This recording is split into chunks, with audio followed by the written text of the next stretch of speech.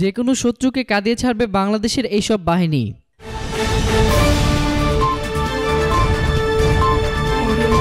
সারাদিন কাজ শেষে ঘরে এসে পরিবার নিয়ে শান্তিতে ঘুমান আপনি, কিন্তু আপনার শান্তির ঘুম নিশ্চিত করতে নিজের শান্তি বিসর্জন দিচ্ছেন আমাদের বাংলার মায়ের দামাল ছেলেরা। নিজেদের পরিবার পরিজন ছেড়ে নিজের জীবন বিলিয়ে দিচ্ছেন আমাদের প্রিয় মাতৃভূমির নিরাপত্তা নিশ্চিত করতে। তারা সবসময় প্রস্তুত থাকে শত্রু হাত থেকে দেশকে রক্ষার্থে। আজকে আপনাদের কাছে তুলে ধরব বাংলা মায়ের দামাল ছেলেদের কিছু অজানা তথ্য। এমনকি যে কোনো শত্রুদের কাঁদিয়ে ছাড়বে বাংলাদেশের এইসব বাহিনী। চিতা ১ নং প্যারা কমান্ডো ব্যাটালিয়ন হচ্ছে বাংলাদেশ সেনাবাহিনীর সর্বোৎকৃষ্ট একটি কমান্ডো দল। ১৯৭৬ সালে স্পেশাল এয়ার সার্ভিস থেকে উৎসাহিত হয়ে এই বাহিনী তৈরি করা হয়েছিল। ২০১৬ সালে ১ জুলাই গুলশানে হলি আর্টিজান হামলায় অপারেশন থান্ডারবোল্ট পরিচালনা করে এই দক্ষ বাহিনী। Para commando battalion. Para commando battalion হচ্ছে বাংলাদেশ সেনাবাহিনীর একটি বিশেষ অপারেশন কমান্ডো দল। ২০১৬ সালে এই বাহিনী তৈরি করা হয়েছিল। ২০১৭ সালে ২৩ মার্চ সিলেটের অপারেশন টুইট লাইট পরিচালনা করে এই বাহিনী। Black eagle battalion. Black eagle battalion বাংলাদেশের সবচেয়ে ভয়ঙ্কর ও দূরদর্শকর স্নাইপার ইউনিট।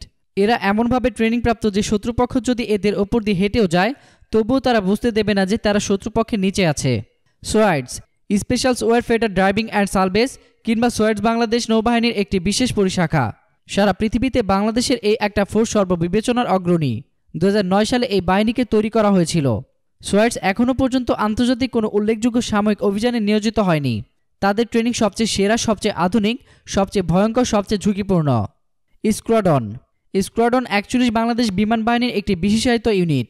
ঘাঁটি প্রতিরক্ষা ও পাইলট উদ্ধার কার্যক্রম পরিচালনার জন্য এই বাহিনী গঠিত হয়েছে। সোয়াট ঢাকা মেট্রোপলিটন পুলিশের একটি অভিজাত কৌশলী ইউনিট সোয়াট টিম।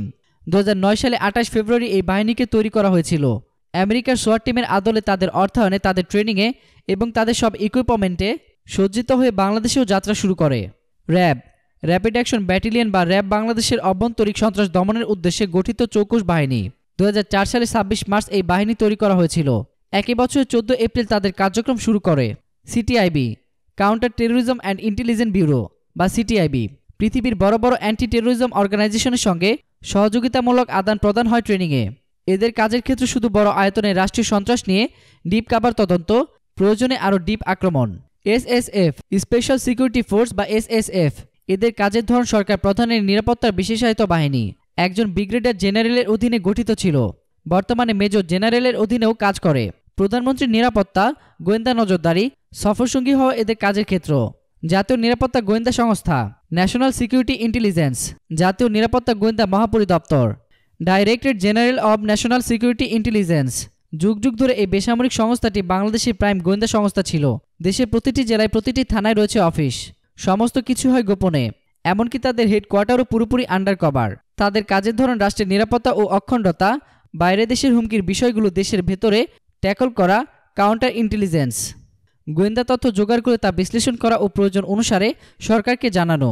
এতক্ষণ ফ্রিকি নিউজের সঙ্গে থাকার জন্য আপনাদের সবাইকে ধন্যবাদ।